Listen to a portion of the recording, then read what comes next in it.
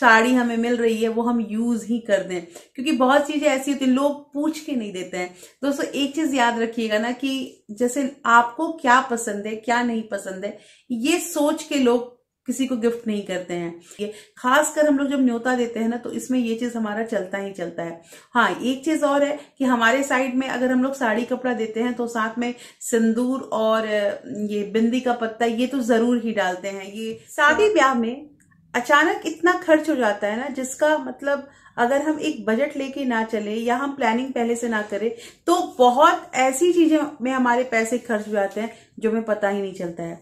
दोस्तों आज मैंने स्टार्टिंग ही इसी टॉपिक पे की है, तो ये जो टॉपिक है इस पे मैंने बहुत अच्छा एक ये जो कंटेंट है उसको तैयार किया है, क्योंकि कमेंट आ रहे थे कि दीदी आपने जो पिछला वीडियो दिया था जिसमें हमें बताया था कि न्योता वगैरह करने के लिए हमें क्या क्या तरीका अपनाना चाहिए जिससे हमारे पैसे भी बचे और हमारा न्योता जहां जाए वो भी अच्छा हो।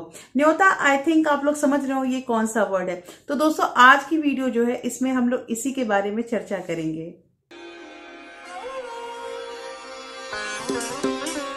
Hello everyone, welcome back to my channel real life with Tukku. कैसे हैं आप लोग? आई होप आप बहुत अच्छे होंगे और सेहतमंद होंगे और आप लगातार मेरी वीडियो के साथ भी बने हुए होंगे। दोस्तों आज की वीडियो हम बात करेंगे कि अगर हम मतलब मान लीजिए हमारे घर में शादी नहीं है, हमें किसी के यहाँ जाना है शादी में, या हमारे मतलब दोस्त हैं या रिश्तेदार हैं, तो उन्हें हमें किस तरह की हमें प्रिपरेशन करनी चाहिए। उन्हें अगर गिफ्ट देना होगा या फिर ड्रेसेस अपने लिए रेडी करने हैं तो हम कैसा चीज कर सकते हैं जो हमारे बजट में हो। दोस्तों आज की वीडियो जो है ना ये बहुत इंटरेस्टिंग इसलिए होने वाली है क्योंकि यहाँ पे मैं आपके अपने 2-3 भेद बताने वाली हूँ। हाँ दोस्तों 2-3 भेद मतलब कि अपनी राज की बात बताने वाली हूँ जो मैं इंप्लीमेंट करती हूँ। क्योंकि देखिए ये पॉसिबल नहीं है कि अगर हम जैसे कि मान लीजिए कि किसी शादी में जा रहे हैं, किसी रिश्तेदार के यहाँ जा रहे हैं, तो हमेशा बार बार जाके मार्केट से कुछ ना कुछ परचेज करके लाना, या फिर अब शादी आ गई तो अब अपने घर की तैयारी, बाल बच्चों की तैयारी करना, ये हो नहीं सकता है। तो कुछ ऐसे प्रिपरेशन हैं जो हमें हमेशा करके रखना चाहिए ताकि अचानक से अगर आते हैं ऐसे खर्चे तो हम कम खर्चे में या फिर घर में रखे हुए जो हमारे पास जो भी गिफ्ट आइटम है उसको यूज करके हम समाज में भी अपना मतलब एक ओहदा रखें और दूसरी चीज हमारे पैसे भी खर्च ना हो। तो दोस्तों आज की वीडियो बहुत इंटरेस्टिंग होने वाली है, इसलिए इस वीडियो के अंत तक जरूर बने रहिएगा। और अगर आप लोगों ने अभी तक रियल लाइफ विद टुक्कू को सब्सक्राइब नहीं किया है तो आपसे ये एक नम्र निवेदन है कि प्लीज सब्सक्राइब कर लीजिए अपने इस चैनल को और साथ में जो बेल आइकन है उसे भी जरूर प्रेस कर दीजिएगा ताकि ऐसे ही इंटरेस्टिंग वीडियो के नोटिफिकेशन आपको मिलते रहें।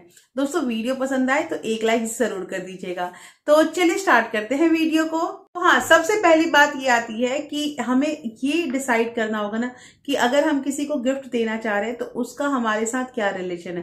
कहने का मतलब अगर हम अपने दोस्त मित्र के मतलब शादी ब्याह के फंक्शन में जा रहे हैं या फिर हम अपने रिश्तेदार के फंक्शन में जा रहे हैं, अब रिश्तेदार में भी बहुत लोग करीबी होते हैं, बहुत दूर के रिश्तेदार होते हैं, तो उसके अकॉर्डिंग हम सबसे पहले सेग्रीगेट करते हैं कि हम उसे क्या क्या दे सकते हैं। जैसे कहने का मतलब यह है कि मान लीजिए अपने दोस्त मित्र के यहाँ जाते हैं तो वहां पे हमारा जैसे कोई गिफ्ट आइटम है, गिफ्ट आइटम में मोस्टली कोशिश करना चाहिए दोस्तों कि हम मतलब कुछ ऐसी चीज किसी को दें जो उसके यूज में आ जाए।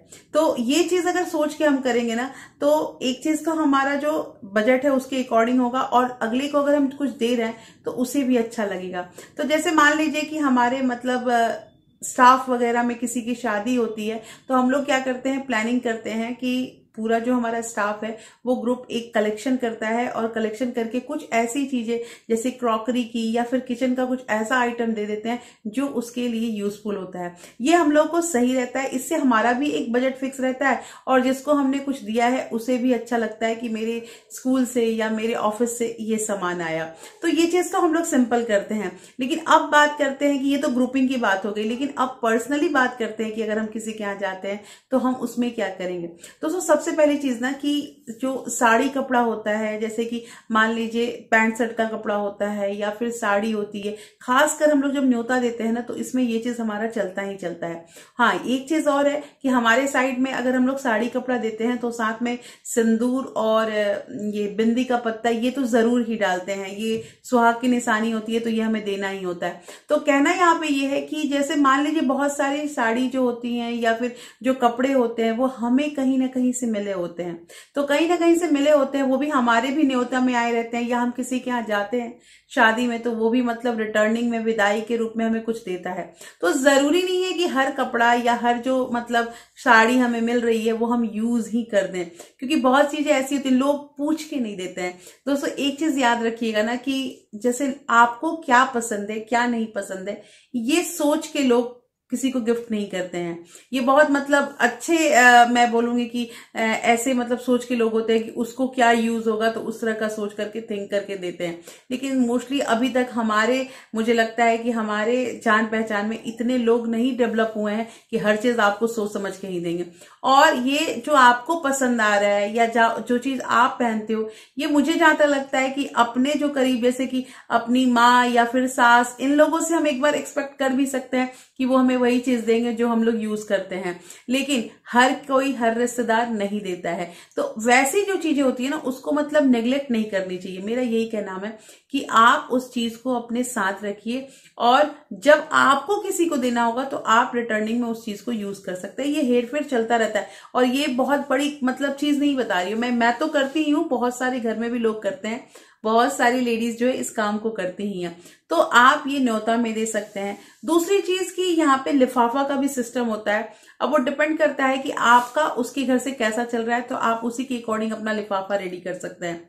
ये तो हो गया मतलब ये साड़ी कपड़ा और लिफाफा वाला जो होता है, वो तो आप कभी कुछ भी नहीं है तो भी लिफाफा लेके जा सकते हैं। तीसरी चीज यहाँ पे आती है, अगर आपकी थोड़ा सा मतलब मान लीजिए दोस्त मित्र के यहाँ है तो आप वहां पे गिफ्ट आइटम दे सकते हैं। अब गिफ्ट आइटम में जैसे कि दोस्तों फोटो फ्रेम होते हैं या फिर कोई भी मतलब सजावट की चीजें होती है, ये भी हम दे सकते हैं और ये मोस्टली हमें भी कहीं ना कहीं से मिला रहता है तो हम वहां पे यूज कर सकते हैं। ये सारा चीज जो मैं बता रही हूँ ये अपने बजट में बता रही हूँ और बिना 1 रुपए खर्च किए हुए चीज में बता रही हूँ।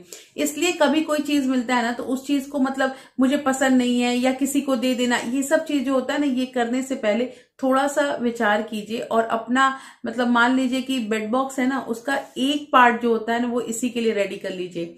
जैसे मैंने एक सूटकेस रेडी कर रखा है, जितने भी एक्स्ट्रा कपड़े मुझे कहीं से मिलते हैं मैं उसी में रखती हूँ और बहुत बार मेरा ये फेरबदल हो ही जाता है। अब यहाँ पे ये क्वेश्चन आता है कि नहीं हमारे बहुत करीब के रिश्तेदार हैं जिनके यहाँ से, जैसे मैंने आप लोगों को बताया भी है कि हम लोगों में सोना चांदी का एक प्रचलन बहुत ज्यादा होता है अगर नजदीक के लोग होते हैं। तो एक चीज याद रखिएगा कि आपको किसने क्या दिया है या आपको ये पता है कि ये इंसान जो है रिटर्निंग में हमें ये देगा। जो हमारे मान लीजिए कि हमारे बच्चों की शादी हो या हमारे घर में कोई फंक्शन हो तो वहीं पे सोना चांदी का ये जो चीज है सिस्टम है ये चलना चाहिए। तो मैंने क्या बोला कि यहाँ पे जैसे हम लोग क्या करते हैं ना, जैसे बहुत सारे छोटे छोटे आइटम 1.5 ग्राम 2 ग्राम 1 ग्राम के ना हमें भी शादी में मिले रहते हैं। तो बहुत लोग क्या करते हैं ना, वो सारे जो हल्के हल्के चीजें होते हैं ना उसको जाके सुनार के यहाँ देकर और उसके बाद एक भारी अपने लिए बनवा लेते हैं।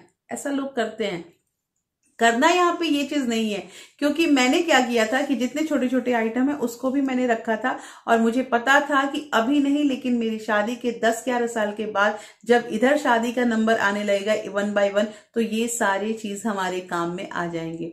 और यही चीज जो होने लगा और मैं उसको रिटर्न मतलब ये जो मैंने बोला ना कि चेंज एक्सचेंज करने का सिस्टम चलता रहता है और ये बहुत सारे घर में होता है। साथ के साथ दोस्तों एक चीज और बतानी है मुझे कि जैसे हम शादी ब्याह के लिए रेडी होते हैं ना, तो मैंने पहले भी बताया है कि ड्रेसेस जो होते हैं ना उसको जरूरी नहीं है कि हम महंगे ड्रेस ही परचेज करें। हम मतलब साड़ियां तो चली जाती हैं या हमारे पास ऐसे कुछ कपड़े होने चाहिए जो हम कभी भी किसी भी फंक्शन में जाने के लिए हिचकिचाए ना। और अगर मान लीजिए कि हमारे पास वैसे कपड़े अवेलेबल नहीं है तो हम खरीदने के बजाय हम वहां पे रेंट को प्रेफर कर सकते हैं। रेंट में ऐसा होता है दोस्तों कि हमारी अच्छे से अच्छी चीज भी आ जाती है और एक दिन का जो किराया होता है वो डिपेंड करता है कि वो 500 है या 1000 है, लेकिन 1000 रुपए में उतना खूबसूरत कपड़ा नहीं मिलेगा, इसलिए रेंट को हम प्रेफर कर सकते हैं। सिमिलरली दोस्तों मतलब अगर देखा जाए ना तो जब हम रेंट के कपड़े लेते हैं तो साथ के साथ वहां पे हमारा जो होता है ज्वेलरी एसेसरीज भी मिलती है, वो भी हम ले सकते हैं। ये भी काम ठीक है, लेकिन बहुत लोग रेंट में भी पैसा खर्च करना नहीं चाहते हैं। वो चाहते हैं कि जितना हम 500-1000 रुपया एक बार के लिए देंगे वो हम खुद कर सकते हैं। ये चीज तो हो गई शादी ब्याह में कैसे प्रिपेयर करना है। अब बात आती है अगर आपके घर में ही शादी ब्याह है तो आपको प्रिपरेशन कैसे करना है दोस्तों। घर में अगर शादी ब्याह होता है ना तो वो 1 महीने 2 महीने का काम नहीं होता है। लोग 6-6 महीने 1-1 साल से लग जाते हैं अपने घर की तैयारी करने के लिए। उन्हें ये सारा कुछ डिसाइडेड होता है कि हमें कितने कहाँ कितने रुपए खर्च करने हैं, कितने सामान खरीदने हैं, कितनी साड़ियां खरीदनी है, कितनी ज्वेलरी लेनी है, ये सारा कुछ उनका डिसाइड रहता है। और बहुत लोग जो है ना ये प्लानिंग बहुत अच्छे ढंग से करके चलते हैं। और मैंने देखा है कि जिनके जिनके घर में प्लानिंग होके मतलब सारा काम होता है ना, उनका काम भी टाइमली हो जाता है, उनके पैसे भी ज्यादा खर्च नहीं होते हैं। और एक चीज और कि हर लोग जो भी उनके घर पे आते हैं ना वो उनकी तारीफ करके ही जाते हैं कि बहुत बढ़िया अरेंजमेंट है। तो कहना यहाँ पे ये है। और एक चीज कि आप जैसे विदाई देते हैं ना लोगों को, तो विदाई देने के समय आपके जितने भी मतलब आपने पैकेट रेडी किए उसमें पर्ची डाल दीजिए। देखिए पर्ची डालने से ये होता है ना कि आपको पता रहता है कि आपने किसके लिए क्या सिलेक्ट किया। क्योंकि ये बहुत बड़ा कंफ्यूजन होता है ना कि अगर हम 4 सामान रखते हैं, देना हमें किसी दूसरे को दूसरा पैकेट है और हम दूसरा दे देते हैं। रीजन ये कि हम उसमें कंफ्यूज हो जाते हैं। उस समय दिमाग नहीं चलता है जब घर में फंक्शन होता है और या आपको किसी की विदाई करनी है। तो कहना यहाँ पे ही छोटी सी पर्ची अगर उसमें हम डाल देंगे ना तो उससे ये क्लियर होगा कि हम उसको निकाल के देख सकते हैं और वो पैकेट उन्हें थमा देंगे। ये काम करना बहुत अच्छा होता है और ये मुझे लगता है कि बहुत इजी है अगर हमें एक स्ट्रेटेजी से काम करना है। मैंने किया है, मेरे घर में भी शादी हुई है और मैंने अरेंजमेंट सारा कुछ किया था, तो मुझे ये बहुत अच्छे तरीके से पता था कि मुझे कैसे कैसे और किसको क्या देना है। मैं कभी भी कंफ्यूज नहीं हुई या मेरा डब्बा जो है ना वो एक्सचेंज भी नहीं होता था कि देना किसी को। बुआ की साड़ी मैंने मामी को और मामी की साड़ी बुआ को, ऐसे मैंने कभी नहीं किया है। हाँ उसके लिए थोड़ा मेहनत लगता है, पहले से प्रिपेयर होना पड़ता है, लेकिन पहले से प्रिपेयर होके मैं कुछ ना कुछ ऐसा चीज कर देती थी ना जो ऊपर से मुझे पता चल जाता था कि हाँ ये किसकी साड़ी है या ये किसका पैकेट है। तो दोस्तों ऐसे करके ना अगर हम अपना सारा कुछ मतलब प्लानिंग करके चले। देखिए अक्सर मैंने अपने वीडियो में प्लानिंग की बात करी है, चाहे वो पैसे से रिलेटेड हो, चाहे हमें वो घर का मैनेजमेंट करना हो या फिर शादी ब्याह का मैनेजमेंट करना होगा, सब जगह प्लानिंग का एक इम्पॉर्टेंट रोल होता ही होता है। तो दोस्तों कैसी लगी आज की वीडियो में जरूर बताइएगा। होपफुली ये वीडियो आपको अच्छी लगी होगी। अच्छी लगी है तो प्लीज लाइक शेयर सब्सक्राइब जरूर कीजिएगा। और हाँ दोस्तों अगर आपके किसी फ्रेंड्स और फैमिली में ऐसे वीडियो की जरूरत है तो आप इसे ज्यादा से ज्यादा शेयर भी कर सकते हैं। फिर मैं मिलती हूँ आपसे ऐसे ही एक इंटरेस्टिंग वीडियो के साथ। तब तक अपना प्यार और सपोर्ट ऐसे ही बरकरार रखिएगा। Thank you. Thanks for watching.